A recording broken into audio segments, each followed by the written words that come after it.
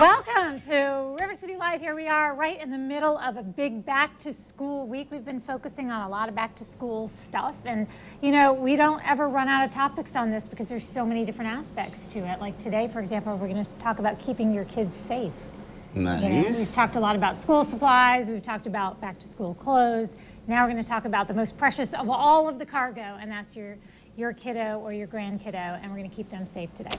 Good? Is that okay with you? That'll work. Is that okay with you? It is okay with me. Also, it's National Watermelon Day, and this is what I like. We're not going to do like a recipe or, you know, make a drink out of it. What? We're going to get scientific and do a cool experiment with it. So I'm all about Not that that. there's anything wrong with making a drink out of a watermelon. It's been done. there. It's been done. But right? can we use that line from The Martian? We're gonna science the and We're going to have to science it out of this.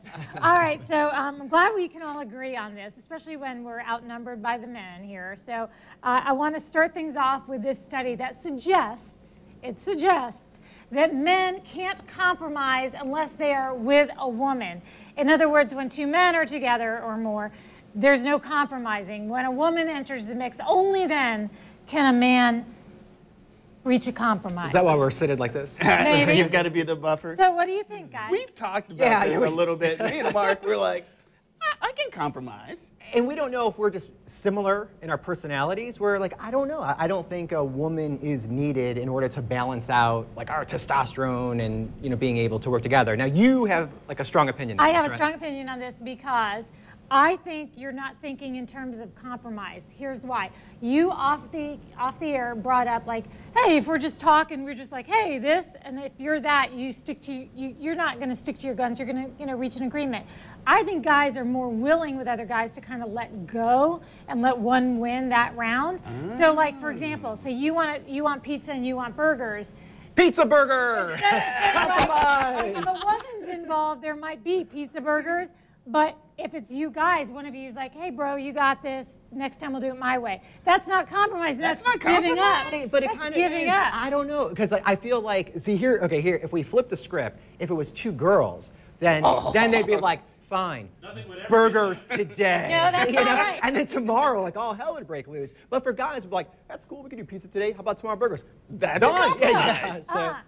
If it's two girls, it might be that way, but if it's a guy and a girl, they'll just say, okay, then it's sushi. Now, why are we compromising better with women? That's the question. Because you're scared. That is true. She's got that right. Is that what it is? It's just, I found the study. I wanted to share it with you, see what you thought. We always want to know what you think too. Hit us up at River City Live TV on Facebook. All right, so self-checkouts, we see them everywhere. They're actually growing even to like, well, they're in grocery stores now, but even fast food's starting to do it. A lot of it has to do with like minimum wage starting to increase, so companies want to figure out a way to reduce their bottom line. Well, it's actually turning us into a nation of thieves. That's right. Because there's no human interaction, we feel that we could be a little bit more slick in how we scan, and people are getting a little bit more creative, either by not scanning at all, or maybe not weighing those items of produce, or just being frustrated and then kind of talking yourself into saying, you know what, if this machine's not working, I'm not paying for it. And companies are actually, they're doubling the amount of losses they would normally have because of the self-checkout. So have you guys experienced this? You guys do that? I mean, not that I would No. admit on camera, but something else to consider. That sounds so bad. You kind of just admitted it. Come on down, come get him. Yeah. But something to consider, though, is like a lot of the places that have had this, they're actually putting cameras overhead so they can kind of keep security like that. But Right. I mean, I've had some situations where it's like you put the item number in, it doesn't work, you're looking around, nobody's there, and it's like, I'm just going to wait. You ever do this one? Bloop. You can see the sound yourself, so it looks like it scans. I have not. I'm just saying you could do that. You say bloop, you're wrong. Bloop. So, bloop. Doesn't Nene Do it Leakes that way, have that? mouth. Nene Leakes has that trademark too, so you can't say that. Bloop? That's Yeah, right. I'm kidding. So, okay, I am afraid of those things. I won't, for that very reason, I'm afraid I'll accidentally forget something. And that's another reason there's so much loss. People are saying, all right, well, let's say I don't scan this. How are they going to prove that I meant to steal it and not that I just accidentally, you know, didn't scan it? But that's what I'm afraid of. I'm afraid I'll be accused and then I'll have to go to jail. And I just don't think I would do very well But you know, in like, jail.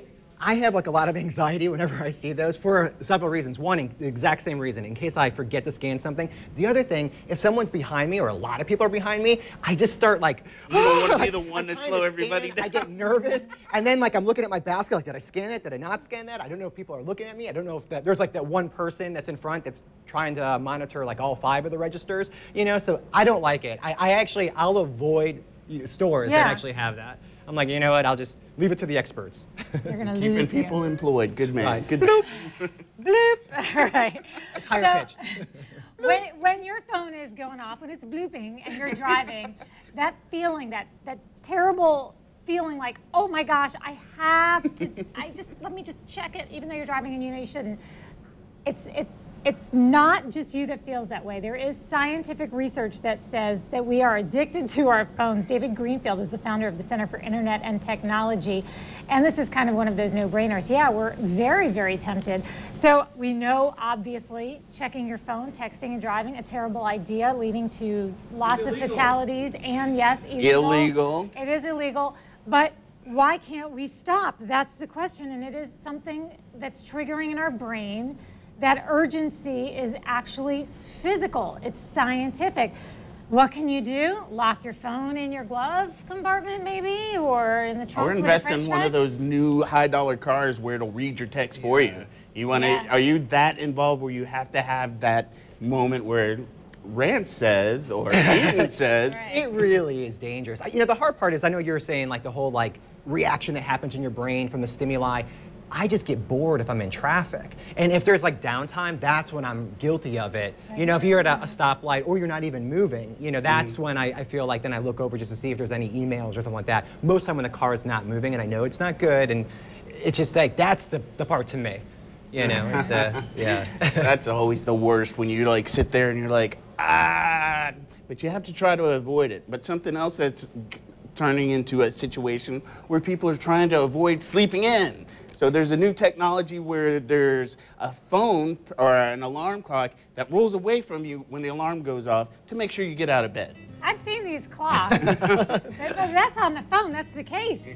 Now, The do you actual need case. something like that? You have to get up super Oh. early. Yeah, I like that. I like that too. I have seen the clocks that do things. I bought one for the Teen Boy one year for Christmas where the propeller on the top would make it kind of lift off and then it would just fall off the, yeah, that's very good right there. Look at that. Now, Mark, you say you have multiple alarm clocks, don't you? I have 3. Yeah. I set my iPad, my phone, and then a little alarm. And when I used to do mornings, I'd have another alarm that was like 15 feet away from me. So I would make sure that I'm up. See, you because could alleviate that with just one little gadget. I feel like, do you see how it moved away? In my sleep, I would know where it's going to be. I'd be like a ninja. Like I'd get there before it got there. I timed it out. But when I'm trying to get more sleep, I can be pretty crafty. I'd be like, bloop. I just want to do that sound again. All of a sudden. There is an issue in this country, not to get too political here, but there are a lot of restaurants, grocery stores, food chains, drugstores throwing things out at an unbelievable rate. And there's a lot of waste. A lot of people are hungry, a lot of waste. It's a problem. There's a young lady named Megan Soto that lives in St. Augustine, and she posted on St. Augustine Mom's blog that she was out to create awareness, and the way she went about it, dumpster diving. I joined her. Megan Soto feeds her family out of dumpsters. Not all the time, but she's done it plenty, and she's happy to tell anyone listening all about it. In a recent blog post on the St. Augustine Moms blog, Megan shared her mission to raise awareness of the amount of food waste in our country. Fishing food out of the trash to make a point about perfectly good food being thrown out daily by stores and restaurants? Well, I had to see this for myself. I'm going to be honest with you. I'm nervous. Okay. I'm nervous. Do you ever get nervous? Yes. You said you bring your husband with you in case you fall in and can't get out of a dumpster. Is there a chance we could fall in and not get out? No, he's just more athletic than I am, so we let him do the work. And he usually passes out the boxes to me, and I load them in the van. All right, so we are not suggesting, right? We're not suggesting no, anybody no. watching tries this. Correct. This is not what It's that just is. to get a visual for what's really going on. Okay, and we're not calling out any businesses. No, because absolutely not. Let's talk about the Good Samaritan law. Yeah.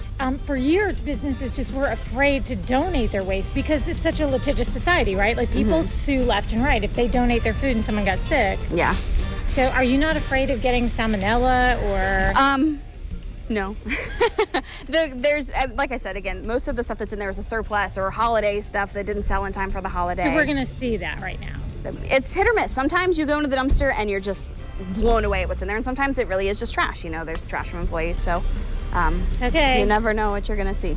I'm scared. I can Yeah. get my hands dirty. Yeah. I'm more concerned with either getting arrested, Yeah. getting sick, or just, I don't know, like getting stuck in a dumpster for real. All right, let's do this. Our first two stops, a grocery store and a drugstore, were kind of a bust. It does not smell good. It does not, no. This is what I'm saying. Just, it's not, you know, good for the taking, but just to show you kind of what's in there. However, at this bakery, we found this enormous bag of breads, rolls, and bagels. Probably not up to the quality of freshness this establishment is known for, but still, this appears to be perfectly good bread. Still, there's only one way to tell. It's good to me. Yep. Delicious. Yum. And yeah, I really did eat that bread. And the bread was fine, it was in a bag. But as Megan will point out to anybody who is interested, a lot of the food is wrapped separately, and it really is just thrown out because of health codes and things that are in place. But if you want to read more about it, she will give you some heartbreaking facts and figures. She really will. You can catch her blog by connecting to it through our website, rivercitylivetv.com. Just click on the As Seen on RCL tab. Hey, we'll be back. Wait.